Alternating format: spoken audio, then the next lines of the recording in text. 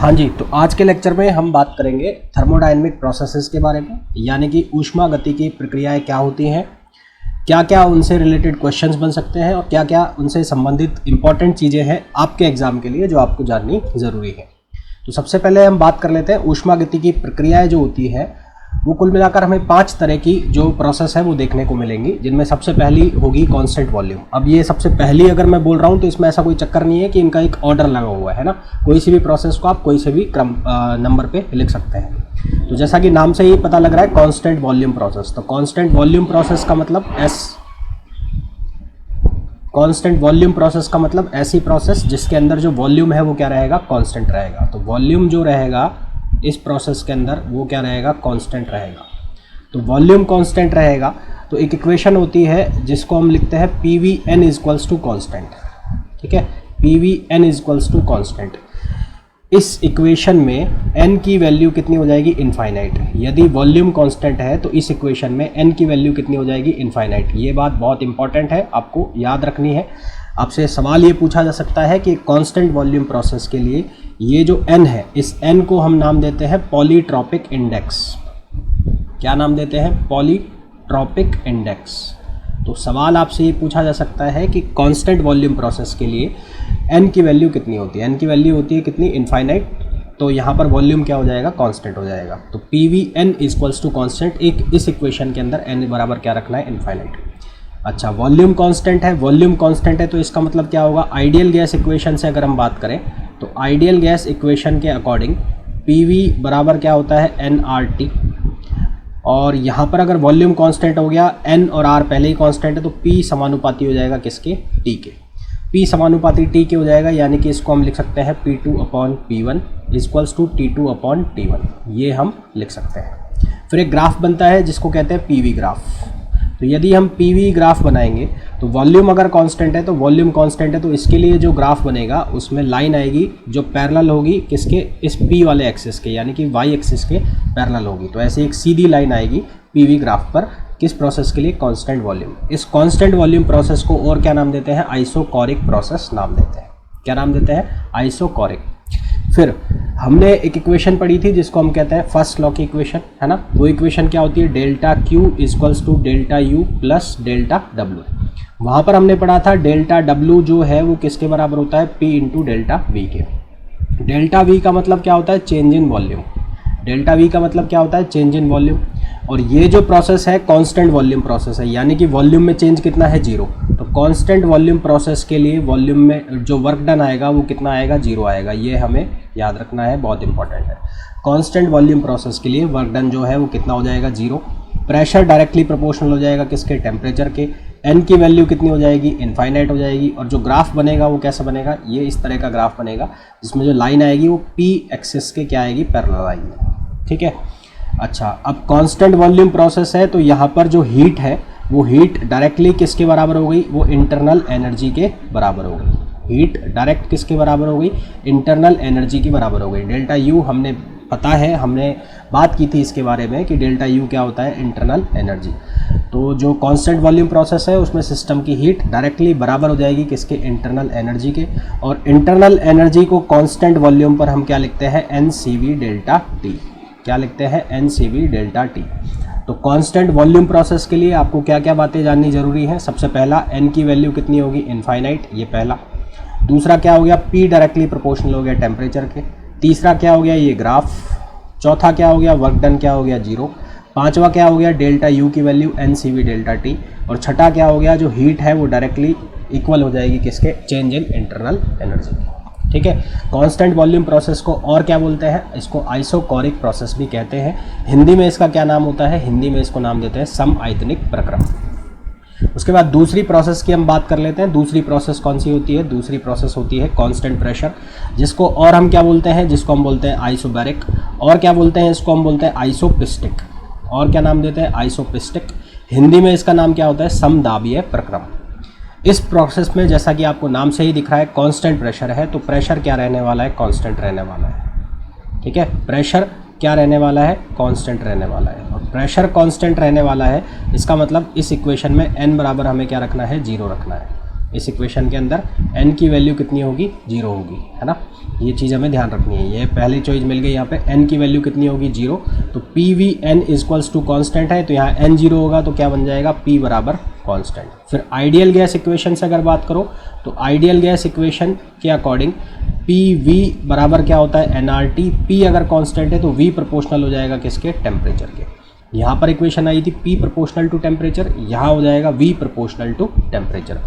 Graph यदि बनेगा p और v में, तो p और v का जो ग्राफ बनेगा, इस बार ये जो लाइन है ये पैरेलल हो जाएगी किसके, p के। ऐसे ये लाइन जो बन जाएगी ये इस तरह से बन जाएगी, ठीक है। इस तरह का ग्राफ बन जाएगा यहाँ पर। जबकि प्रेशर और वॉल्यूम में, कांस्टेंट वॉल्यूम में ये लाइन बनी थी, यहाँ पर इस तरह की लाइन बनेगी। इक्वेशन होती है delta Q equals to delta U plus delta W।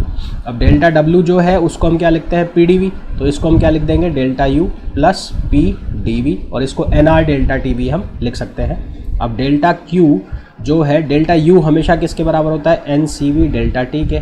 और जैसा कि मैंने आपको कहा PdV को हम क्या लिख सकते हैं, NR डेल्टा T। तो N डेल्टा T कॉमन आ गया, ये क्या हो गया, CV प्लस R।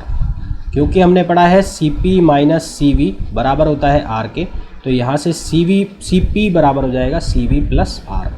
तो CV प्लस R को हम लिख देंगे CP, तो डेल्टा Q किसके बराबर हो जाएगा, NCP डेल्टा T, ठीक है। तो एक कांस्टेंट प्रेशर प्रोसेस के लिए जो हीट है वो किसके बराबर होती है, NCP डेल्टा T के। इसी तरह से जो वर्क डन है, वर्क डन की वैल्यू किसके बराबर होती है, PdV के बराबर होती है। ग्राफ किस तरह का आएगा, इस तरह का ग्राफ आएगा। वॉल्यूम किसके प्रोपोर्शनल होगा, टेम्परेचर के। n की वैल्यू कितनी होगी, n की वैल्यू होगी 0। कांस्टेंट वॉल्यूम के लिए कितनी थी n की वैल्यू, इनफाइनाइट, और इसके लिए n की वैल्यू कितनी होगी, 0। कांस्टेंट प्रेशर प्रोसेस को और क्या बोलते हैं, इसको बोलते हैं आइसोबैरिक प्रोसेस, और क्या बोलते हैं, आइसोपिस्टिक प्रोसेस, ठीक है। हिंदी में क्या नाम होता है, समदाबीय प्रक्रम। नेक्स्ट प्रोसेस पर चलते हैं। इसके बाद एक प्रोसेस होती है आइसोथर्मल प्रोसेस। नाम से ही पता लग रहा है आइसोथर्मल, थर्मल का मतलब होता है टेम्परेचर। तो ऐसी प्रोसेस जिसके अंदर टेम्परेचर क्या रहता है, कांस्टेंट रहता है। तो इस प्रोसेस के अंदर टेम्परेचर यानी कि तापमान क्या रहेगा, कांस्टेंट रहेगा। तापमान कांस्टेंट रहेगा। तो तापमान कांस्टेंट रहेगा तो हमारे पास जो इक्वेशन है PVN इक्वल्स टू कांस्टेंट, यहाँ पर n की वैल्यू कितनी बनेगी, 1 बनेगी। n की वैल्यू 1 क्यों बनेगी, क्योंकि आइडियल गैस इक्वेशन जो है, आइडियल गैस इक्वेशन वो क्या है, PV इक्वल्स टू nRT। अब क्योंकि T को कांस्टेंट करना है तो nR भी ऑलरेडी कांस्टेंट है, तो PV ऑलरेडी कांस्टेंट के बराबर है। तो यहाँ पर n बराबर कितना हो जाएगा, 1 हो जाएगा। n बराबर 1 हो जाएगा तो इस इक्वेशन से हम क्या बनाएंगे, T कांस्टेंट है तो यहाँ से बनेगा P1 V1 बराबर P2 V2। बहुत इंपॉर्टेंट इक्वेशन है, ये आपको याद रखनी है। P1 V1 equals to P2 V2। ये किसके लिए बनेगा, ये बनेगा आइसोथर्मल के लिए। आइसोथर्मल के लिए पॉलीट्रॉपिक इंडेक्स, जिसको हिंदी में कहते हैं बहुविध गुणांक, इसकी जो वैल्यू है वो कितनी होगी, n बराबर 1 होगी। ग्राफ अगर बनाया जाए P और V के बीच में, तो P और V के बीच में जो ग्राफ बनेगा वो कुछ इस तरह से बनेगा, और ये जो ग्राफ होगा इसको हम नाम देते हैं अति परवलय, हाइपरबोलिक। अति परवलय, हाइपरबोलिक, ठीक है। इसमें कई बार ये पूछ लिया जाता है कि इन दोनों के बीच में ग्राफ बताओ, P और 1/V के बीच में। तो देखो PV बराबर कांस्टेंट है, तो P बराबर क्या हो गया, कांस्टेंट अपॉन V। तो इन दोनों के बीच में, P और V के बीच में तो ग्राफ बन रहा है कैसा, अति परवलय। और P और 1/V के बीच में जो ग्राफ बनेगा वो कैसा बनेगा, इस तरह की स्ट्रेट लाइन। तो ये ध्यान रखना है, ठीक है। P और 1/V के बीच में ग्राफ जो बनेगा वो कैसा बनेगा, स्ट्रेट लाइन। फिर क्या पूछ लिया जाता है, इसमें वर्क डन पूछ लिया जाता है। वर्क डन कितना होगा, यहाँ लिख देता हूँ मैं इसको। तो ये वर्क डन का हालांकि हमें डेरिवेशन करना होता है, पर मैं आपको डायरेक्ट वैल्यू लिख के बता रहा हूँ और आपको ये याद रखना है। पहली चीज़ तो क्या है, क्योंकि ये कांस्टेंट टेम्परेचर है, तो कांस्टेंट टेम्परेचर प्रोसेस में जो इंटरनल एनर्जी है वो कितनी होती है, 0 होती है। क्यों होती है, क्योंकि इंटरनल एनर्जी जो है वो बराबर होती है NCV डेल्टा T के, और डेल्टा T बराबर होता है टेम्परेचर में चेंज, जो कि कितना होगा, 0। तो इंटरनल एनर्जी जो आइसोथर्मल प्रोसेस है यानी कि समतापीय प्रक्रम है उसके लिए 0 होती है। अगर ये 0 हो गई तो डेल्टा Q बराबर क्या हो जाएगा, डेल्टा W। यानी कि आइसोथर्मल प्रोसेस में वर्क डन किसके बराबर होता है, हीट सप्लाई के। और इसका जो फॉर्मूला आता है वो कितना आता है, वो आता है P1 V1 ln V2 upon V1। ये ln जो है ये E के बेस पर है ना, log E के बेस पर। इसको आप ऐसे भी लिख सकते हो P1 V1 P1 V1, मैं वापस लिख देता हूँ एक बार, P1 V1 ln P1 upon P2। इसको और कैसे लिख सकते हो आप, इसको ऐसे भी लिख सकते हो nRT ln V2 upon V1। इसी तरह से nRT ln P1 upon P2, इसके अलग अलग फॉर्म्स आप बना सकते हो। आइसोथर्मल प्रोसेस का कई बार क्वेश्चन जब आएगा तो उसमें क्वेश्चन में ये नहीं लिखाएगा कि आइसोथर्मल प्रोसेस है, उसकी जगह ये लिखाएगा कि ये एक बहुत धीमी प्रोसेस चल रही है। तो आइसोथर्मल प्रोसेस की जब भी बात होती है तो आइसोथर्मल प्रोसेस एक बहुत स्लो प्रोसेस है, ठीक है, यह एक बहुत स्लो प्रोसेस है, बहुत स्लो प्रोसेस है। तो कई बार क्वेश्चन में आपको आइसोथर्मल या कांस्टेंट टेम्परेचर या समतापीय ना लिखकर ये लिखाएगा कि जो प्रक्रिया है, जो प्रक्रम है वो बहुत धीरे चल रहा है। तो ये अंडरस्टूड है, आपको समझ जाना है देखते ही कि किस प्रोसेस की बात हो रही है, आइसोथर्मल प्रोसेस की बात हो रही है। आइसोथर्मल प्रोसेस में n की वैल्यू कितनी होती है 1। इक्वेशन क्या बनेगी, PV इक्वल्स टू कॉन्स्टेंट, यानी कि P1 V1 बराबर P2 V2। ग्राफ एक ये वाला याद रखना है, एक ये वाला। इंटरनल एनर्जी की वैल्यू कितनी रहेगी, 0 रहेगी। वर्क डन और हीट आपस में बराबर हो जाते हैं और P1 V1 ln V2 upon V1, P1 V1 ln P1 upon P2 और P nRT ln V2 upon V1, ये होता है। चौथी प्रोसेस होती है एडियाबैटिक प्रोसेस, जिसको हिंदी में नाम दिया जाता है रुदोष्म प्रक्रम। तो इस रुदोष्म प्रक्रम के लिए जो n है इसकी वैल्यू को हम लिखते हैं गामा, और इस गामा को हम कहते हैं एडियाबैटिक कांस्टेंट। इस गामा को हम क्या नाम देते हैं, एडियाबैटिक कांस्टेंट, जिसको हम लिखते हैं हिंदी में रुदोष्म गुणांक। हिंदी में हम इसको क्या नाम देते हैं, रुदोष्म गुणांक, ठीक है। n की वैल्यू कितनी हो गई, गामा हो गई। इसके लिए जो इक्वेशन बनती है वो बनती है P1 V1 gamma equals to P2 V2 gamma, या इसको ऐसे लिख सकते हो PV gamma equals to constant, PV gamma equals to constant, ठीक है। यहीं से एक इक्वेशन और बनेगी जो आपके क्वेश्चंस करने में बहुत हेल्पफुल होगी। इस इक्वेशन को आपको याद रखना है, रामबाण है क्वेश्चंस को सॉल्व करने के लिए। T2 upon T1 equals to P2 upon P1 और इस पूरे की power gamma minus 1 upon gamma, और यहाँ पर लिखा है मैंने V1 अपॉन V2 और इसकी पावर कितनी, गामा माइनस 1। ये बहुत इंपॉर्टेंट इक्वेशन रिजल्ट लिखा है मैंने। ये क्यों आया, कैसे आया, इसमें हमें दिमाग नहीं लगाना है, क्वेश्चन सॉल्व करने में हमारे बहुत काम आएगा, इसलिए आपको याद रखना है। T2 upon T1 equals to P2 upon P1 power gamma minus 1 upon gamma equals to V1 upon V2 gamma minus 1, ठीक है। जहाँ गामा को क्या कहते हैं, रुदोष्म गुणांक। जिस तरह से आइसोथर्मल प्रोसेस एक बहुत स्लो प्रोसेस है, ये एक बहुत फास्ट प्रोसेस होती है। तो कई बार क्वेश्चंस में लिखा आएगा कि एक प्रक्रम बहुत तेज चल रहा है, तो बहुत तेज चलने का मतलब है किस प्रोसेस की बात हो रही है, एडियाबैटिक प्रोसेस की बात हो रही है। तो यह है बहुत फास्ट प्रोसेस है, बहुत फास्ट प्रोसेस है, ठीक है।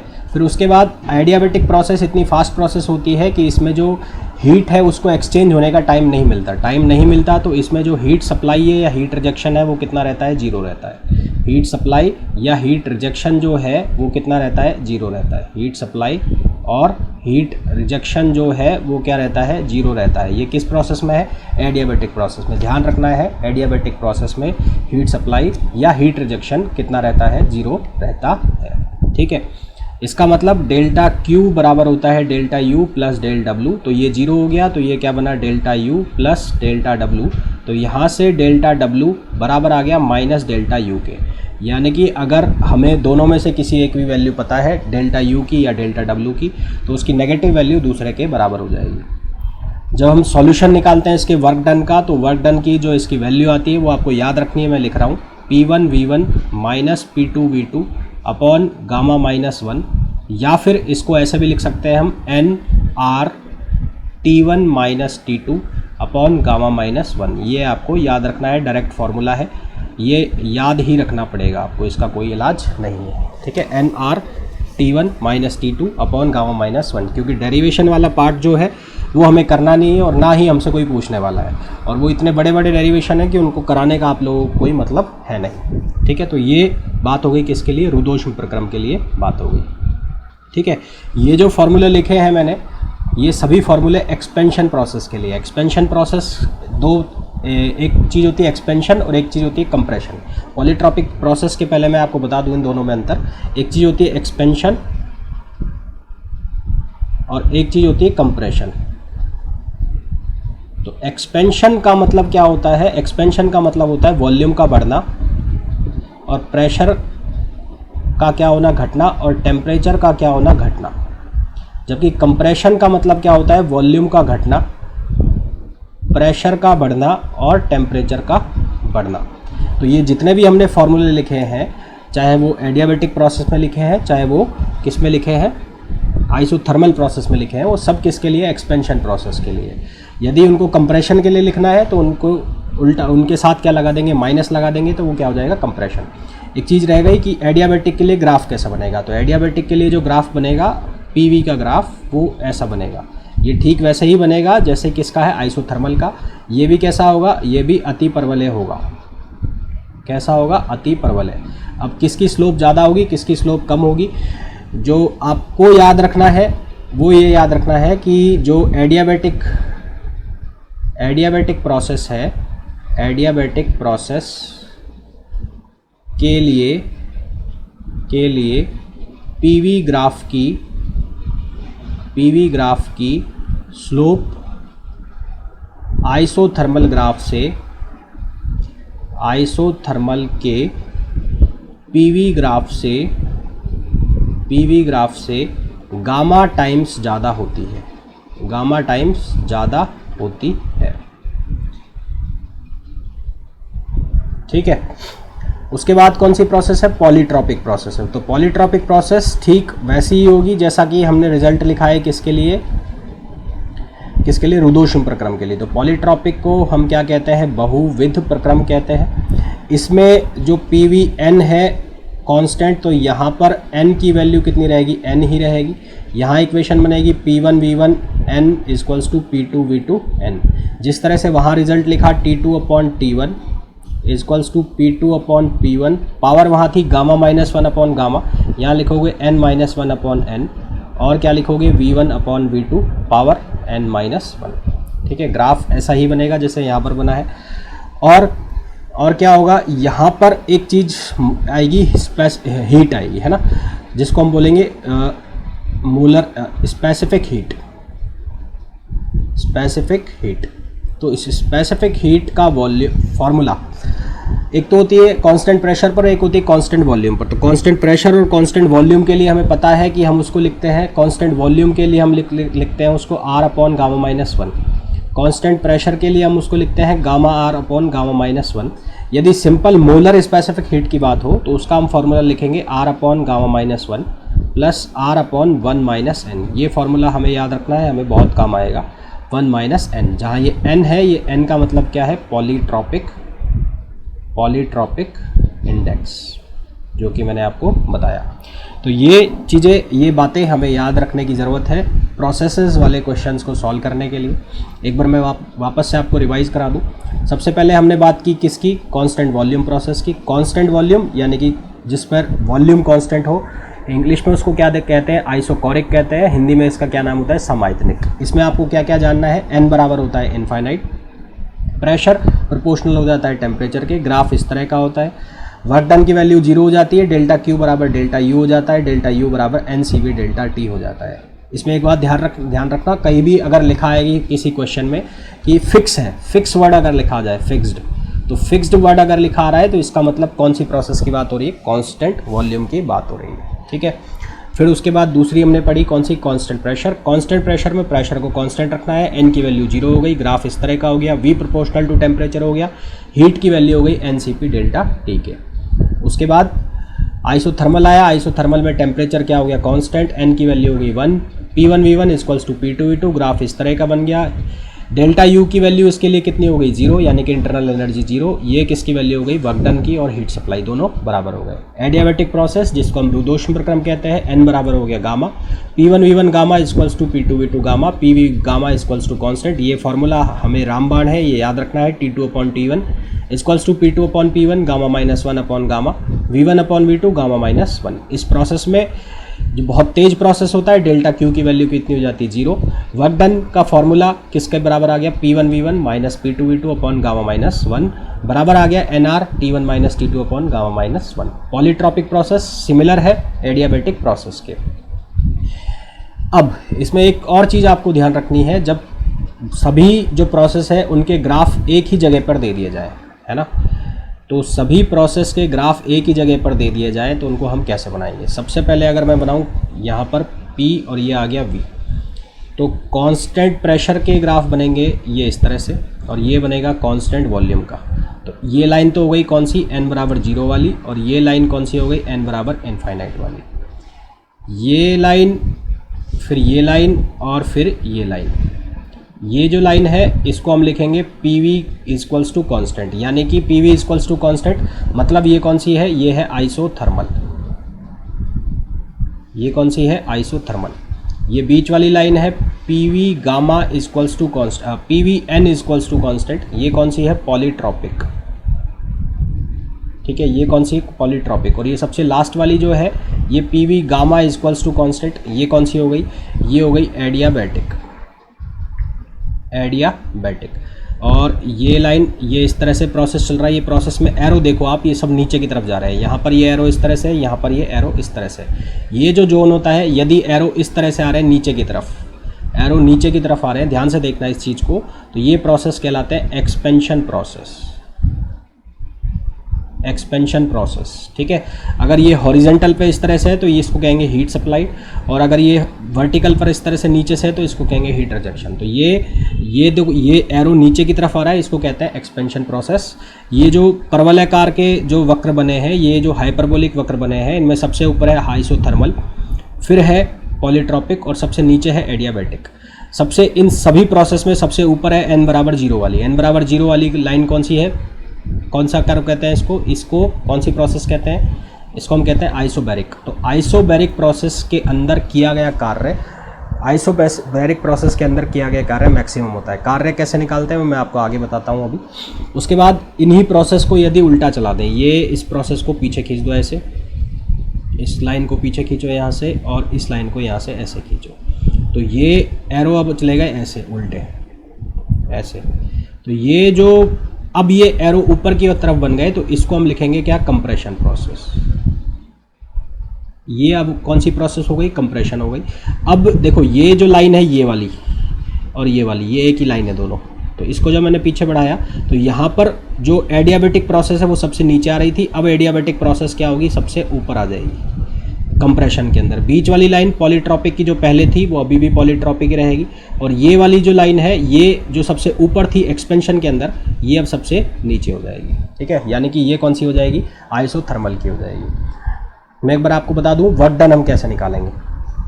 किसी भी PV डायग्राम पर उसके नीचे का एरिया, किसी भी ग्राफ के नीचे का एरिया, मान लो ये ग्राफ बन रहा है, तो इस ग्राफ के नीचे का जो एरिया होगा, ये इसके नीचे का एरिया होगा, ये किसको शो करेगा, ये शो करेगा वर्क डन को।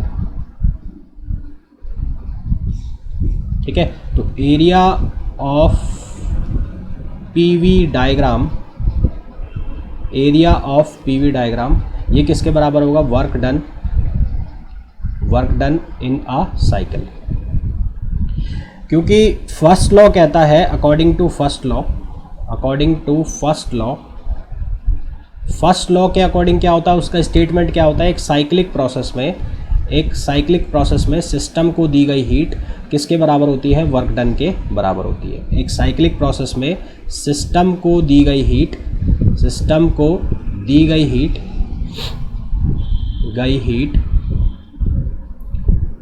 बराबर होती है किसके, वर्क डन के बराबर होती है। यानी कि अगर मान लो हमें कोई क्वेश्चन इस तरह से दे दिया जाए, ये कोई क्वेश्चन दे दिया जाए और इसको बोल दिया 1, इसको बोल दिया 2, 3 और ऐसे चल रहा है, तो हमें बोल दिया कि इस सिस्टम को टोटल हीट इतनी दी गई है, मान लो A हीट दी गई है, तो इसका W13 निकालिए, है ना, 1-3 प्रोसेस में वर्क डन निकालिए। तो कैसे करते हैं इन क्वेश्चंस को, इस स्टेटमेंट को लगाते हैं, Q बराबर क्या हो जाएगा, W12 plus W23 plus W31।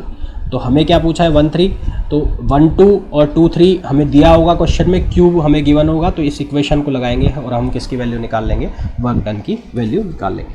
तो ये थोड़ी बहुत चीज़ें थी जो आपको पता होनी चाहिए, हालांकि बहुत ज़्यादा टेक्निकल ये चीज़ें हैं, तो पर जिस हिसाब से आपका एग्ज़ाम है तो उतना डेप्थ में जा नहीं सकते, तो आपको ये मोटी मोटी चीज़ें हैं जो आपको ध्यान रखनी पड़ेंगी। अब इनके कुछ क्वेश्चंस कर लेते हैं जो रिलेवेंट होंगे आपके एग्जाम से।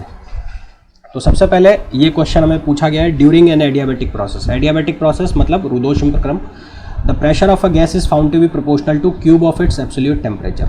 तो एक प्रोसेस के दौरान जो प्रेशर है वो उसके क्यूब टेम्परेचर के समानुपाती ये पाया गया है।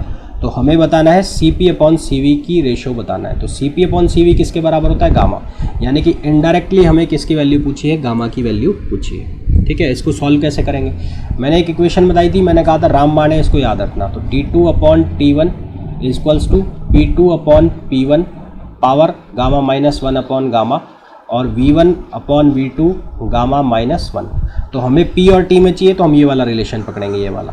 अब ये जो इक्वेशन है इसको इसके जैसा बनाओ, तो इसके जैसा बनाओगे तो यहाँ से लिखोगे P2/P1 equals to T2/T1 power 3।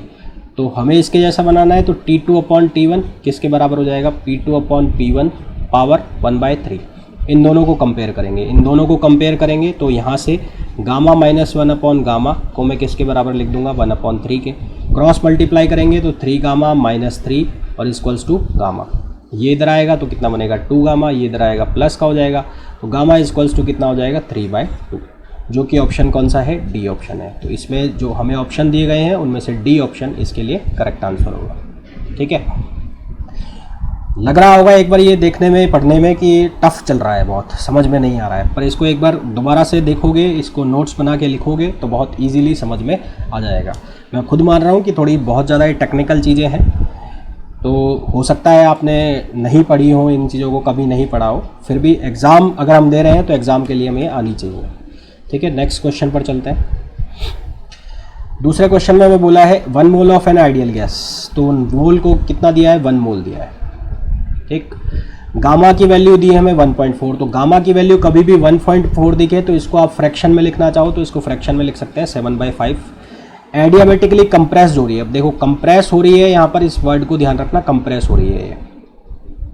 ठीक, so that its temperature rises from 27 degree centigrade to 35 degree centigrade. तो इसका टेम्परेचर चेंज हो जाता है, कहाँ से कहाँ बढ़ जाता है, 27 डिग्री सेंटीग्रेड से और कितना पहुंच जाता है, 35 डिग्री सेंटीग्रेड पहुंच जाता है। The change in internal energy.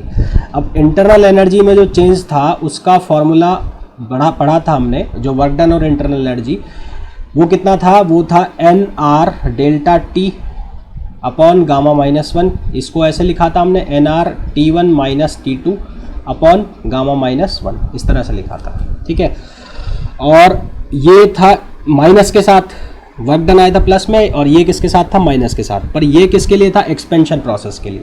ये किसके लिए था, एक्सपेंशन प्रोसेस के लिए। कंप्रेशन प्रोसेस के लिए यहाँ पर साइन क्या लग जाएगा, प्लस का साइन लग जाएगा, है ना, क्योंकि यहाँ पर साफ साफ लिखा हुआ है कंप्रेशन, तो उसके लिए साइन क्या हो जाएगा, प्लस हो जाएगा। अब हमें यहाँ पर वैल्यू रखनी है, तो n की वैल्यू है 1, r की वैल्यू बाय डिफ़ॉल्ट होती है 8.3 होती है, वो आपको याद रखनी है। ठीक है, r क्या होता है, यूनिवर्सल गैस कांस्टेंट होता है। टेम्परेचर चेंज हो रहा है, इसको केल्विन में चेंज करना नहीं है। केल्विन में क्यों नहीं चेंज करना है, क्योंकि अगर केल्विन में मान लो चेंज करते हो तो 273 यहाँ जोड़ोगे, 273 यहाँ जोड़ोगे, और यहाँ पर है डिफरेंस, अंतर करा हुआ है, तो वो क्या होगा, कट जाएगा। ठीक है, तो मैं लिख के भी दिखा देता हूँ आपको। तो इसको हम लिखेंगे, 1 मिनट रुको,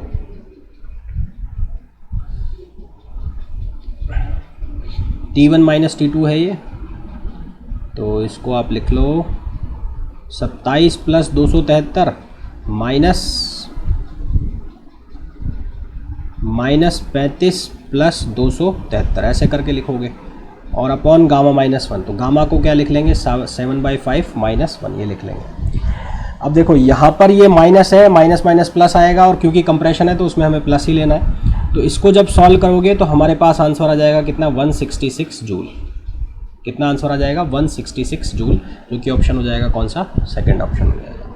नेक्स्ट क्वेश्चन पर चलते हैं। इस क्वेश्चन में हमें बोला है an ideal gas is taken through cycle A if the net heat supply to the gas in cycle. अब देखो, जैसा कि मैंने आपको अभी थोड़ी देर पहले बताया था कि एक साइक्लिक प्रोसेस की बात होगी, उसमें टोटल हीट दी जाएगी, तो उसमें फर्स्ट लॉ का स्टेटमेंट हम लगाएंगे। तो अकॉर्डिंग टू फर्स्ट लॉ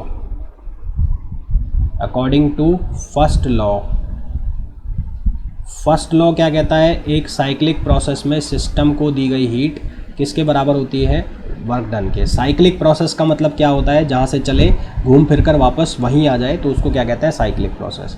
अब सिस्टम को हीट दी गई है, सिस्टम को हीट सप्लाई की गई है, मैंने आपको कल वाले लेक्चर में बताया था, सिस्टम को हीट दी जा रही है, तो उसको हम लिखते हैं प्लस।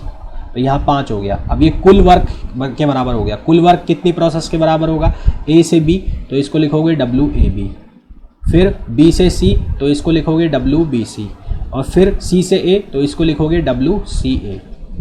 ठीक है, तो सबसे पहले अब मैं वर्क की वैल्यू निकालूँ, जो मैं निकाल सकता हूँ। तो सबसे पहले ए से बी कौन सी प्रोसेस है, कांस्टेंट प्रेशर। देखो अब यहाँ पर थोड़ा सा क्वेश्चन को ऐसे घुमा रखा है कि P को हम y एक्सिस पर लेते थे और V को हम x एक्सिस पर लेते थे। इस क्वेश्चन के अंदर क्या कर दिया, V को ले गए y पे और P को ले गए किस पर, x पर।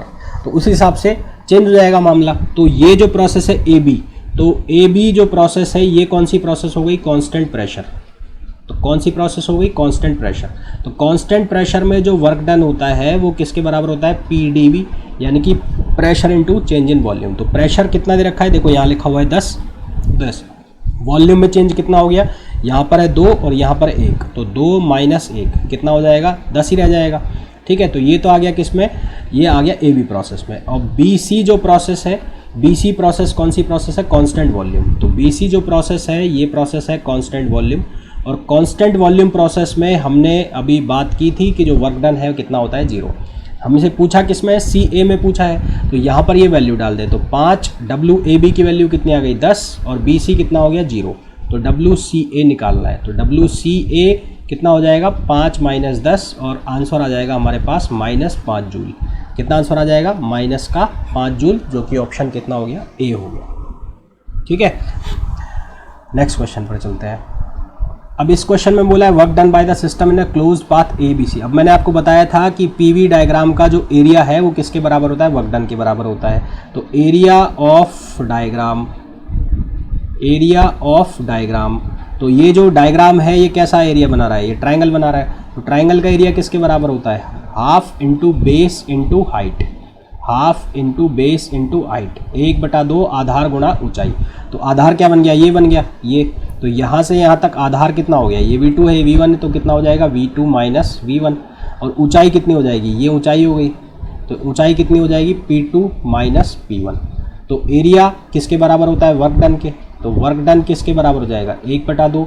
आधार कितना हो गया, V2 माइनस V1, और ऊंचाई कितनी हो गई, P2 माइनस P1। तो हमारे पास आंसर कितना आ जाएगा, आंसर आ जाएगा V2 minus V1 into P2 minus P1 upon 2। तो ये हमारे पास किसकी वैल्यू आ जाएगी, वर्क डन की, जो कि ऑप्शन कौन सा है, C ऑप्शन है। तो C इसके लिए करेक्ट आंसर होगा। नेक्स्ट क्वेश्चन पर चलते हैं। अब इस क्वेश्चन में हमें बोला है 1 mole of N ideal gas expends adiabatically at constant pressure. तो N बराबर दे रखा है 1 मोल। अब यहाँ पर वापस से वही रामबाण वाला जो फार्मूला, कौन सा formula, T2/T1 equals to P2/P1 gamma -1 upon gamma, और V1/V2 गामा -1। इस बार रिलेशन किस किस में है, T में और V में। तो T और V वाला उठा लो, तो क्या लिखोगे, T2/T1 और V1/V2 गामा -1। ये जो फार्मूला दिया है, गिवन जो फार्मूला है, गिवन क्या है, T प्रोपोर्शनल टू 1/√V, जिसको कैसे लिख सकते हैं, TV/1/2 इक्वल्स टू कॉन्स्टेंट, ऐसे लिख सकते हैं। तो इसको हमने लिखा T1V1 1/2, T2V2 1/2 लिख सकते हैं ना ऐसे, क्योंकि कांस्टेंट है तो ये भी कांस्टेंट के बराबर होगा। हमें बनाना है T2/T1, तो T2/T1, तो ये किसके बराबर हो गया, V1/V2, और पावर इसकी कितनी हो गई, 1/2। इसको और इसको बराबर कर सकते हैं, ये दोनों को बराबर कर लो। तो गामा -1 बराबर कितना हो गया, 1/2।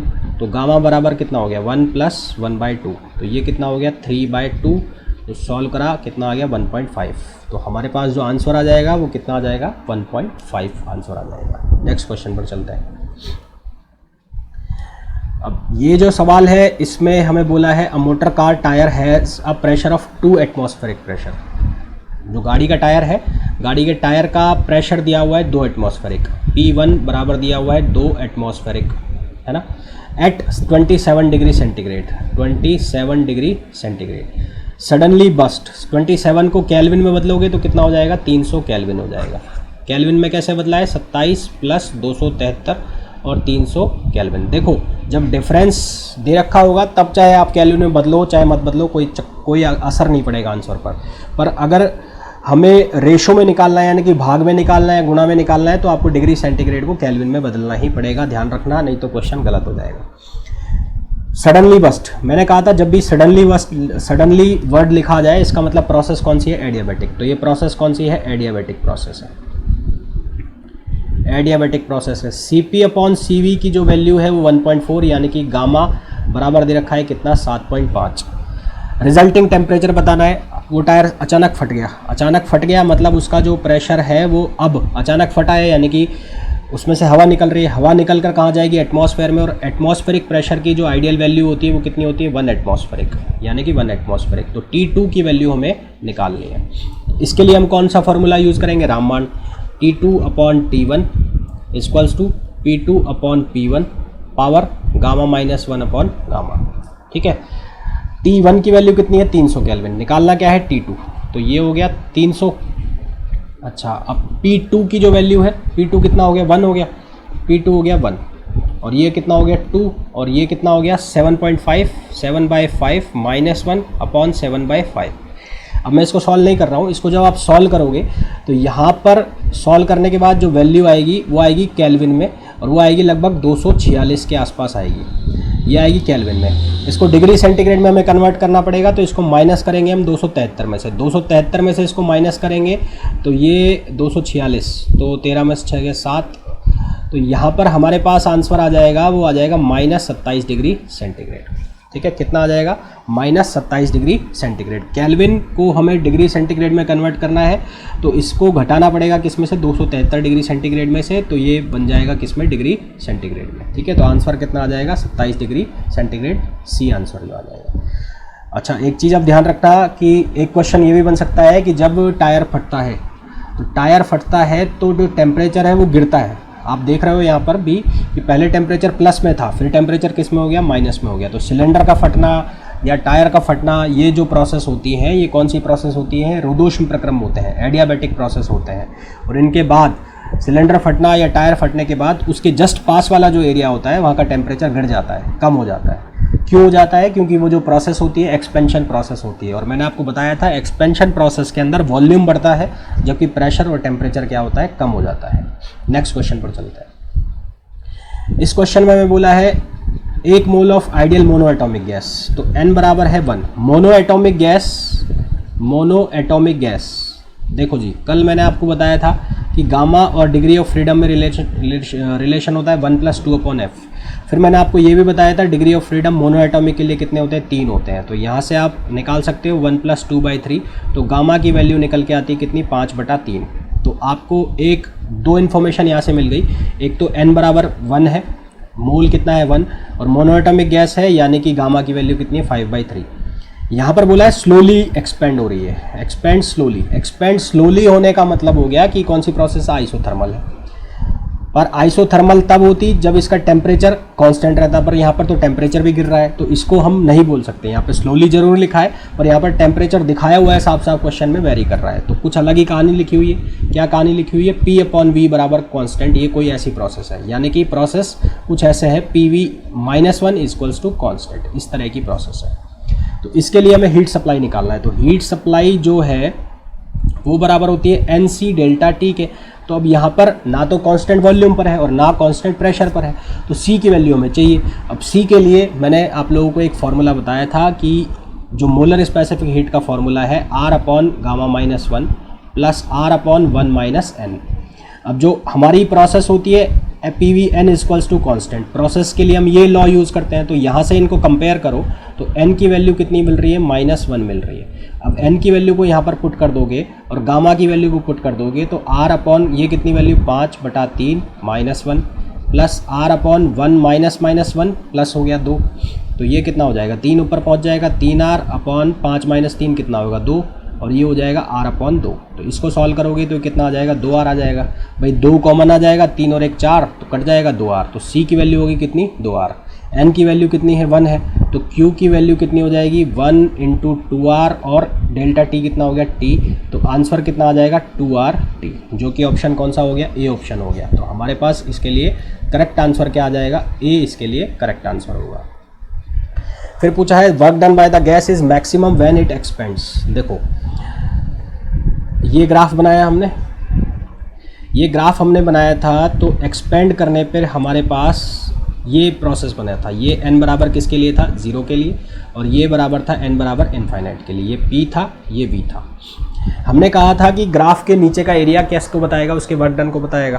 तो जितने भी ग्राफ थे ये बना था किसके लिए, ये और ये, इस तरह के ग्राफ बने थे, एक ये एक ये एक ये किसके लिए था, PV equals to constant isothermal के लिए। ये किसके लिए था, PV n equals to constant, और ये किसके लिए था, PV gamma equals to constant. यानी कि सबसे ज़्यादा जो एरिया कवर कर रहा है वो कौन सा कर रहा है, आइसोबैरिक प्रोसेस। कौन सी प्रोसेस, आइसोबैरिक प्रोसेस। तो समदाबीय प्रक्रम के अंदर जो वर्क डन की वैल्यू आती है वो क्या आती है, मैक्सिमम आती है। समदाबीय प्रक्रम के अंदर जो वर्क डन की वैल्यू आती है वो क्या आती है, मैक्सिमम आती है। और समदाबीय को हम क्या कहते हैं, आइसोबैरिक कहते हैं। इस चीज़ को आप नोट्स में अपने लिख भी सकते हो, नोट लगा के लिख भी सकते हो कि आइसोबैरिक प्रोसेस में वर्क डन की वैल्यू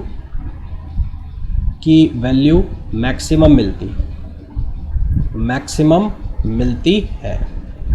ठीक है, क्यों मिलती है, क्योंकि इसके नीचे का जो एरिया है वो सबसे ज़्यादा हो जाता है। जीरो कहाँ पे मिलेगी, कांस्टेंट वॉल्यूम पर, क्योंकि यहाँ पर किसके नीचे का कोई एरिया होगा ही नहीं। तो जीरो कहाँ पर मिलेगी, कांस्टेंट वॉल्यूम पर। और इस पर कोई सवाल होगा पक्का। No heat flows between the system and surrounding. कौन सी ऐसी प्रोसेस है जिसमें हीट फ्लो होने का टाइम ही नहीं होता, कौन सी प्रोसेस होती है, मैंने आपको बताया था, एडियाबैटिक प्रोसेस, जिसको कहते हैं रुदोष प्रक्रम। तो रुदोष प्रक्रम के लिए डेल्टा क्यू बराबर क्या होता है, 0 होता है। कौन सी ऐसी प्रोसेस होती है जिसमें कोई भी काम नहीं किया जाता, thermodynamic process in which no work done. कोई भी वर्क डन 0 होता है, जिसमें वो कौन सी प्रोसेस होती है, उसको हम कहते हैं समायतनिक। समायतनिक को हमने और क्या नाम दिया था, आइसोकोरिक। ठीक है, तो इस तरह के जो है क्वेश्चंस पूछे जाते हैं यहाँ से। और जितने भी हमने क्वेश्चंस देखे ये क्वेश्चंस फार्मूला बेस्ड थे। प्रोसेस के थोड़े बहुत आपको कॉन्सेप्ट्स पता होने चाहिए। अगर कॉन्सेप्ट्स पता होंगे तो ये क्वेश्चन बहुत आसान हो जाएंगे। हो सकता है कि एक बार ये लेक्चर देखने पर आपको ये टफ लगे, पर एक दो बार इसको वापस से देखोगे, ये जो मैंने कॉन्सेप्ट्स लिखवाए हैं, ये जो फार्मूला लिखवाए हैं, इनको अपनी नोट्स में अगर आप लिख लोगे और फिर इसके ऊपर प्रैक्टिस क्वेश्चंस करोगे तो ये बहुत ज़्यादा ईजी लगेंगे, है ना। और जो क्वेश्चन वो पूछे जाएंगे वो मैंने अपने आप में बहुत ज़्यादा हार्ड क्वेश्चन से लेके सिंपल क्वेश्चन तक सब आपको करा दिए हैं। इससे ज़्यादा कोई टफ क्वेश्चन आपसे इस एग्ज़ाम के लिए नहीं पूछ सकता। ठीक है, तो इसके बाद वाले लेक्चर में हम डिस्कशन करेंगे सेकंड लॉ ऑफ थर्मोडायनेमिक्स के किस तरह के क्वेश्चंस बन सकते हैं, किस तरह के क्वेश्चंस पूछे जा सकते हैं। तो मिलते हैं नेक्स्ट लेक्चर में। Till then, thank you, bye bye.